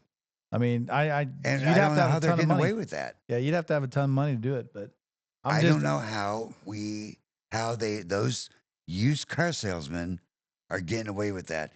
And I'm telling you, I don't apologize because I sold used cars. And I thought by Friday about noon, if I have to lie to one more person, I'm going to puke. But Well, and that's again, when they lock you up on a 3-year deal, and you're talking about AT&T or any company, I went to the AT&T store and I said, "Hey, I just want to buy this phone right out. I don't want any contracts. I don't want no. You have to do it this way. You have to have a 3-year contract. We have to add interest to that." I'm like, "Really? Like, I just want to buy this phone right now." Well, no, because what you don't see is their extra 500, and then they lock you in. Well, we'll give you credit, and then the phone Yeah. doesn't even work until the end of the contract. Right. Then what do you do? Well, can I buy another phone? No, your contract's not up yet, so you're gonna. It's a long game of screwing you over in contract. And I went for the and they said, well, you'll be paying $20 a month for the next 3 years higher and everything. But the last one, how they got me was my phone was on its last leg. This is time before last, so I got the iPhone 12 mini for free. They said, and when I called about switching companies, they said, "Well, you still owe us for this phone." I said, "Well, how is that free?" And how is that free? I said, "This is the most garbage phone. I have to leave it on the charger for 17 hours a day to be able to use it." He said, "Well, it's got a smaller." So you gave me the dumpiest phone you could find, And then they charge you in the back end. and you're charging me 3 years of payments for it at 42. I mean, Yeah, and that's a good deal for them. oh, great. Yeah, no, if you can afford to pay for it, they don't want that. Well, and that's the thing is like America's come into the contract. They want you to take their payday loan. And we needed to put something together. It's like, hey, is this a good contract or what contracts are bad? Because car dealerships are doing it. I mean, I've seen it where someone's getting divorced and they pull up somewhere in Texas and they try to do like a company to help them out. They borrow money. And the next thing you know, they can't get out of it. Like they're screwed. Like the fines alone were more money than I've seen it in the real estate deals where we try to get them out of it. I'm like, that's a legal screwed deal, and it's completely legal if you're dumb enough to sign it. Just a trusting American say, hey, I'll sign this. I'll sign that. Yeah. My faith in humanity has gotten loaded up the tightest now where I look both ways on crossing a one-way street, Well, I mean, when's the last time anybody has actually looked at terms of use? I can't. Any terms of use, social media, TikTok. I mean, there's pages and they could probably say you owe us if you ever die and you sign up. I mean, nobody would know. Your They just kid go, owes us. Yeah, sure, why not? It's just it because it used to be liability. Now it's gone beyond liability. I try to tell myself sometimes that now it is, but I'm like, if they're getting me for $5 more a month than what I'm agreeing to, I'm not going to read these 2.5 pages of agreement. Speaking of, I think Netflix is up to like $29 a month. Well, I pay $29, and now this is a perfect example though. But I called because I switched bank cards. I got in a new bank, and I hadn't changed over to pay for my Netflix account. Well, I saw Netflix. The advertisement said starting as low as $7.95. I said, "How am I paying $29?" Well, I put in my new card information after I called them, and it turns out that it does start at between $8 and $10, but I've got the program where it's and it's 100% worth it, where there are no commercials. But do you realize Netflix never had commercials on it originally? Right. That's some shit they added. Right. To drive it up to $50 a month. I mean, so now I'm paying they said, well, sir, you have the express package, and that's what's 29 versus 18 versus 8, Well, I mean, and kind of a local, there's some gyms that do the same thing. They'll say, hey, it's $10 a month, right? But they forget to tell you, no, but there's a $60 mid-annual fee. What is that shit about? Right. And then a mid-annual fee. Then a one-time insurance fee. Yeah. Then they're like, well, I mean, and they screw you so many different ways. You don't even know you're doing it. It's false. It's really false advertisement, but they don't do it directly. They do it indirectly. Well, it is $10 a month, but we just don't tell you that it's $60 mid-annual fee. What is that? So because it's cancel anytime. Yeah. So do you cancel right before the mid-annual fee, and then they wait literally like 2 months, and they charge you $60 plus your 10, so you're paying $70. So now if you wash that out again, there's no such thing as $10, man. It's like, how can you guys? It's just it's literally contract. It's just like you never get that money back when they tell you, okay, well that'll be reimbursed in 14 business days in your account. Yeah. You can, I mean, how many times you say, hey, 30 days free, and then you're like, they want you to type a letter in your own handwriting. Yeah. Then it has to be with a Post-it, personal Post-it. Then it's like, it's just it's including a scam. A picture of 5th grade graduation. Yeah. It's a total scam. And that's the thing is that people have to avoid these scams. They're legal scams. Anytime that they ask you to verify your identity by putting in your debit or credit card, rest assured, I've seen it, and I've been I fell for it a couple times to verify my identity. Now, why wouldn't you want my driver's license or my ID card number or my, but no, they want that, and it was something that then I had to fight with them to cancel. So, but your car will not be charged. Then you read down. I've wised up to that. This is years ago, but you read down that, in 3 months you'll be charged, $60 a month and thereafter until canceled. Well, then there's the cancellation fee. Well, then you call the number and it's a loop-de-loop on the 1-800 number that Yeah. you can never get anybody. And like I said, there's only so much effort someone's going to put in for $20, whatever it is. Yeah. But they do 20 times the whole population, man. They just made a ton of money. Unless you got time to do, well, I mean, think of what 10,000 times 20 is, I mean, they give you the rope-a-dope. Mm-hmm. Well, anyway, I know we got off on a tangent again, but Yeah. it's just the same thing. It's like, you got to watch out. You got to watch out, because they get you on the monthly. It's like America is monthly. They get you. And then it just fades off and you forget it's there. But let's see what this guy continues. He's trying to make it sound like it's a good deal. Like you said, if it's not even under $100 a square foot, don't even try. Don't let it go under to $75 a square foot before you really start buying. I don't care if it's new or not. Let it eat itself on the crash. There you go. Currently on the market for $348,000. It's a 4-bed, 3-bath, 2,800 square feet. So that house is on the market for $128 a foot. I mean, that's below replacement cost in today's market. Dude, that is a lakefront property. 5 years ago, $120 per square foot was lakefront. Really? Lakefront, yeah. But when you're this guy trying to sell, it's a great deal. No, it's not. That's crazy. That's insane. I'm sure he's getting paid to do this. It's probably his houses. I don't know, but of course, I'm sure he's in that. He's making money somewhere. Yeah, he's making money. He's not wrong about the crash, but again, trying to sell over. I mean, doesn't look anything special to me. You got a brick front and garage. The grass is not even kept up. It doesn't look like so. It could be the time of year, but anyway, let's see what he says.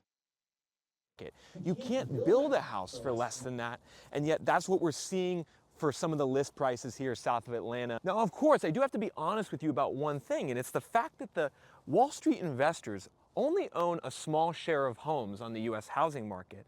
They only own about 1 to 2% of homes. Companies like Invitation Homes, Progress Residential, First Key Homes, American Homes for Rent, they own about 500 to 600,000 houses. So as a percentage of the total housing stock, that's pretty small. And these investors starting to sell certain parts of their portfolio isn't going to cause a national housing crash. However, in certain neighborhoods and cities, it could definitely cause a housing downturn because these investors own very concentrated pockets of America. The Atlanta metro is probably the #1 area where these investors owned. A lot of them swooped in 2021 and 2022 and bought up homes very cheap. That were in foreclosure at the end of that last crash. And now they're seeing this market having peaked and prices start to drop, so they're selling. All right, folks, I'm about to take you to another house that a big Wall Street investor. So there it is. I mean, he literally said the same thing. Yeah, they all bought a bunch of houses during a major crisis. Well, the crisis is coming again, and they better start dumping their houses because they got a whole lot of houses that are overpriced. And I keep saying it, but that just kind of gives you that example. Let's see. Oh, Dave Ramsey. He's got some things. That guy's as sharp as they come too. He's right up there with Kevin. Yeah. So let's see what I know. He's talking. He's always a real estate guy. Remember, he's trying to sell his houses for overpriced too. Brought to you by the EveryDollar app. Start budgeting for free today. There are a few things in my life that I've run into that, other than things from the Bible, that I am 1,000% sure work. Teaching the 7 baby steps that we teach here. The first one's save $1,000. The second one is get out of debt, everything but the house, using a debt snowball and gazelle intensity. As if you're running from a cheetah, the gazelle runs for its life.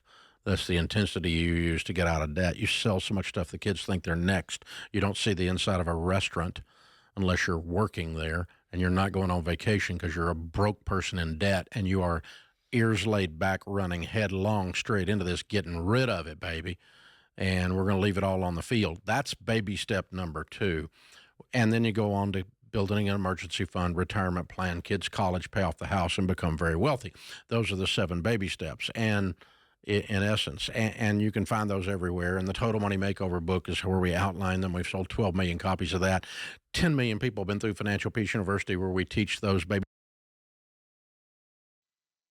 So it looks like he's just selling his stuff. I thought it was something good. It doesn't sound like it's anything new. So that's a bust. Here's another one. Airbnb apocalypse. Oh, yeah. And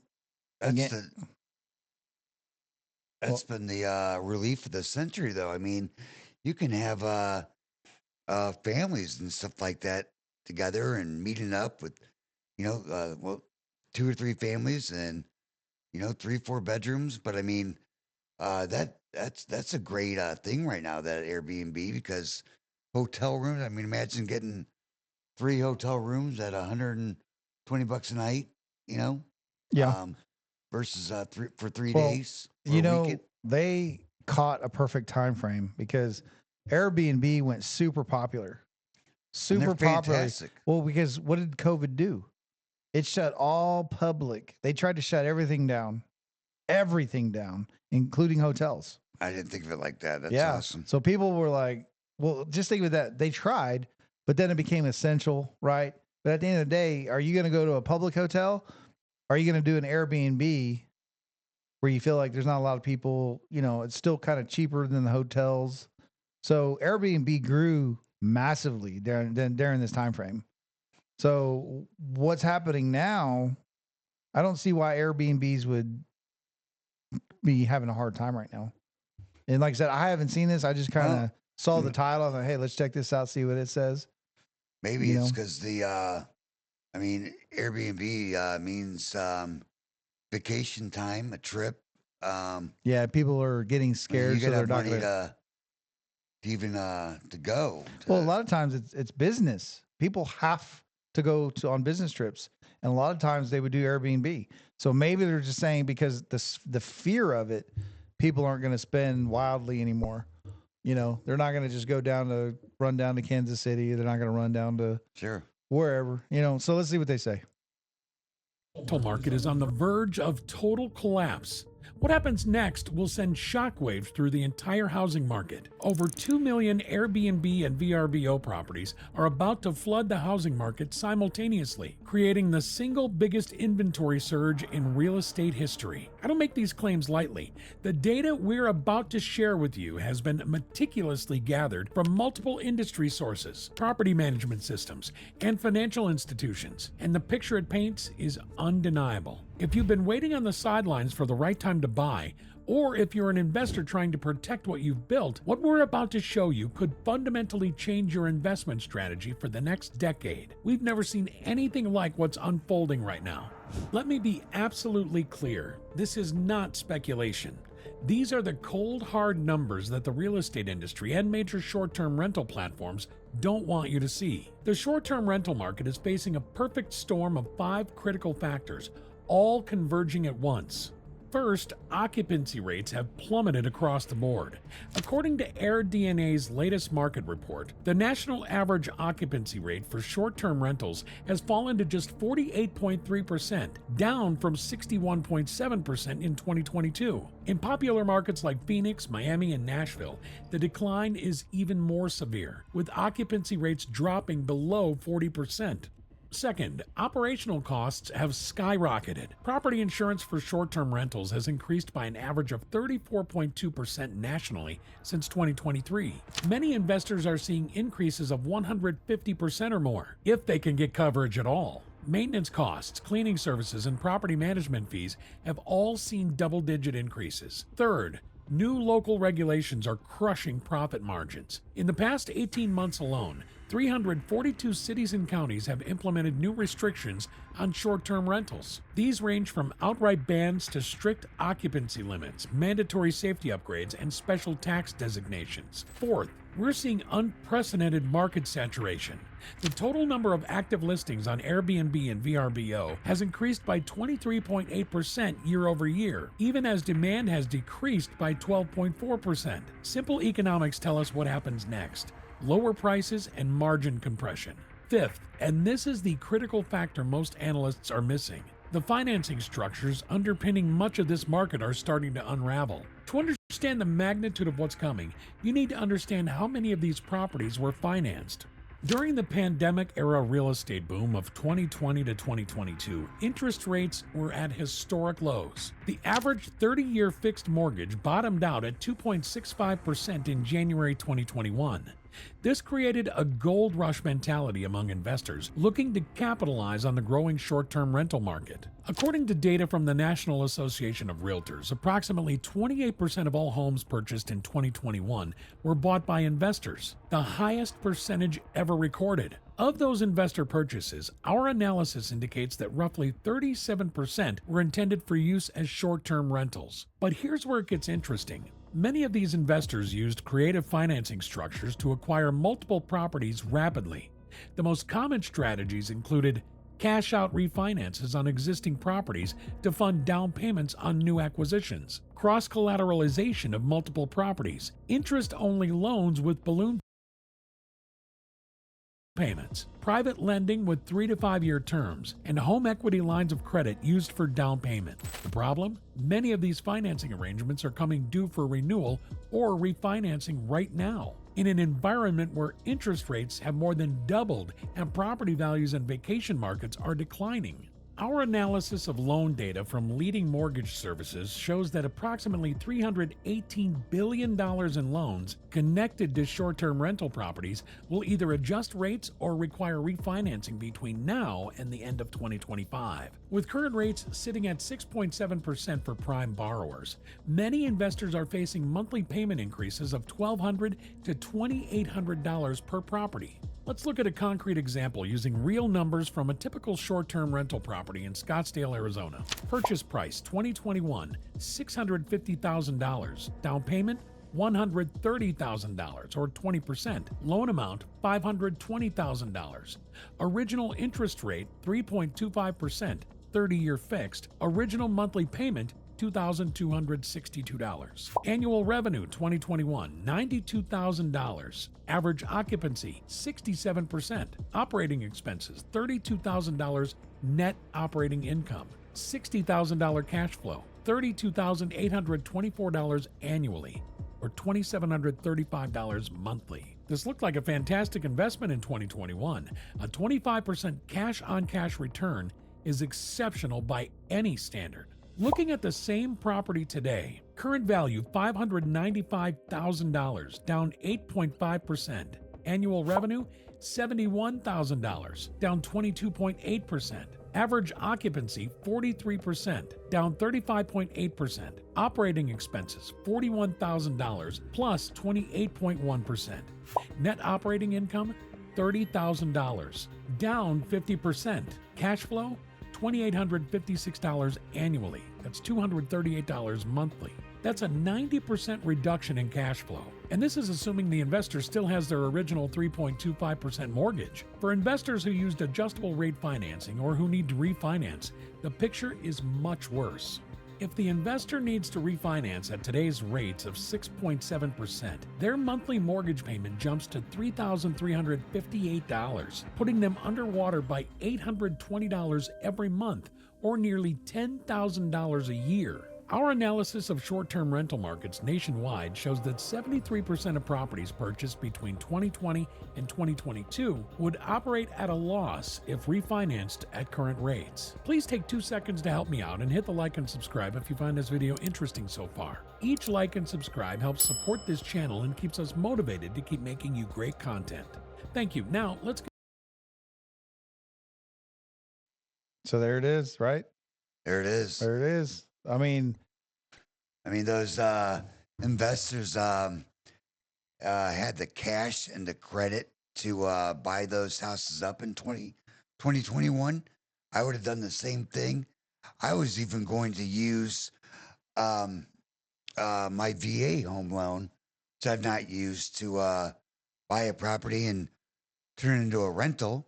Well, that's... But it was the VA very much it's highly illegal, and I'm not trying to do anything illegal. But I mean, gosh, that would have been the that would have been the time to buy Yeah. a property. And then Well, that's before use it everything as a rental. skyrocketed because they're trying to buy a $600,000 Airbnb. That's a lot.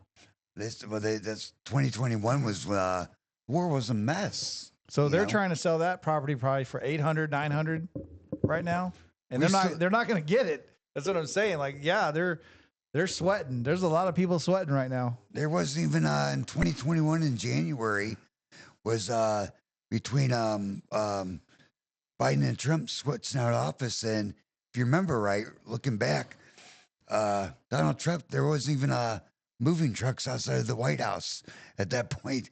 We were still in no, you didn't contested election. Remember? Yeah. Well, that's where I was talking about. Talk about uncertainty with election results, epidemic. I mean, it doesn't get any worse than that. I don't think. Well, and I kind of found War. I found a unique way of doing it. I have soberwealthinvestments.com. It goes into the sober housing and doing a different technique to the Airbnb version and stuff like that. It's you're helping the community, you're solving a problem, and you're still being an investor, and you're still helping out with a severe problem that's not going to go away anytime soon. The drug addiction thing is recession proof. Actually, it gets worse during recession. So just know that. You want to check it out, go check it out. I remember that, Titus. I remember seeing that how the during the pandemic over that year that the drug use went crazy, but at the same time, though they were 2 seconds. I'm calling back. All right, I got to take this call. Keep on talking. Let me just take this call real quick. All right. People were the sentencing process was like you'd never seen before, and they didn't know what to do with people because of the pandemic, because of the fear and everything like that. So if that would have been the date and time to anyways, though, if you remember some of the stuff they were coming up with, it was house arrest and early release. Remember that they were releasing people without serving full sentences and stuff like that, like crazy early, just due to the pandemic scares. So, and that was a legitimate thing. I mean, people were coming in with felony charges, doing 2 weeks in the county, due to population, overpopulation, stuff like that, due to pandemic days. But rant over. In like Oklahoma, they were not arresting you. Period. You would not get arrested. New York was. you'd have to commit a major felony to get arrested. So all the 90% of the things that keep cops busy, they were letting them go in the name of COVID. I had seen Titus. I had seen. This example sticks out in my mind, and it's only one, but there's tons more to follow. But this one specifically was on a Class 2 felony drug charge, possession charge, due to a traffic stop. The guy was in there for 2.5 weeks in the county and went home on probation for that. Yeah. Yeah. It's crazy. But I know that changed a lot. I think that's where everybody, and like I said, it could have been a setup, but that's where all the federal employees went home. That could have been a large, that could be that fraud, long game for the fraud on the Social Security, federal employees. Well, immigration. That's where kind of everything changed the game because nobody checked in with the supervisor. You got to remember during 2021, 22, 20. It felt like 23.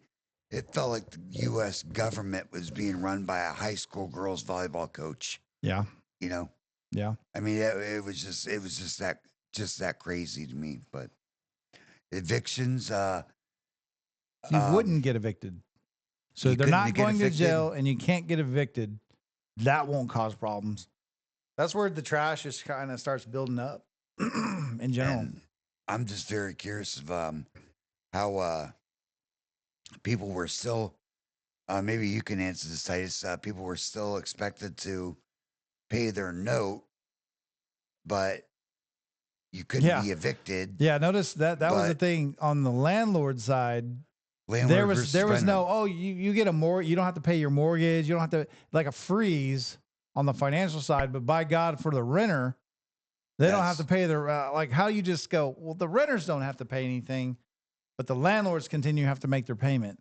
It was against big business. It was against entrepreneurs. Like I said, we were talking about earlier. What if It you own was- 15 houses and you got 15 different mortgages that you're Right. investment using them for a rental? I mean, what then? They're and exactly that. They're coming after you. They're coming after you. You're paying fees because banks don't play. They will fine you. There are fees. I mean, the bank fees are ridiculous when you are late. That's where they make their money in banking. Yeah, free checking account. Well, yeah, it's a free checking account, kind of like what we talked before. Yeah, they got all these fees, man. Fees upon fees upon fees. If doing this, doing that, but free checking, check, deposits. Well, yeah. What you don't read is the fine print on where they get you. You don't make so many deposits. Oh, no, it's only if you make so many deposits you have a free checking account. And then it's already too late. You've been in there, you sat in the chair, you did all this stuff.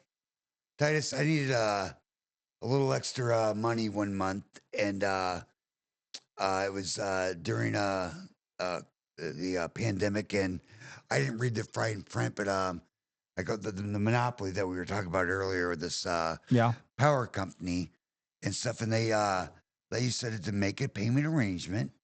Yeah, you can pay half now and half in 2 weeks when your next payment is due. As long as it's paid in full, you can keep this arrangement. Well, I had a zero balance, and so I took the payment arrangement, split my payments into 2 payments within 3 weeks, and they still dinged me a $30 late fee. Yeah. I thought that they were trying to work with us because it was pandemic, and I mean, it's just unbelievable. Unbelievable. Yeah. Well, I mean, luckily we're out of that, but again, we're still kind of paying for Well, all they're that. still using the same tactics, though. Yeah, all everything's expensive, and Yeah.